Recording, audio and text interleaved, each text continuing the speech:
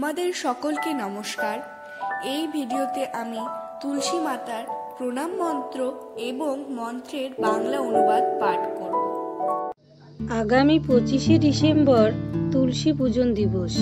হিন্দু ধর্মে এই দিনটিকে তুলসী পূজন দিবস হিসেবে পালন করা হয়।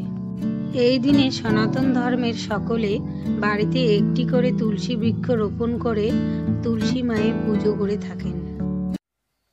তুলসী মাতার প্রণাম মন্ত্র। ওম বৃন্দায় তুলসী দেবৈ প্রিয়ায় কেশবস্য চ কৃষ্ণ ভক্তি প্রদে দেবী সত্যবতৈ নমো নমঃ। প্রণাম মন্ত্রের বাংলা অনুবাদ। কেশবপ্রিয়া বৃন্দা দেবী, যিনি কৃষ্ণ ভক্তি প্রদান করেন, সেই সত্যবতী তুলসী দেবীকে আমি বারবার প্রণাম নিবেদন করি।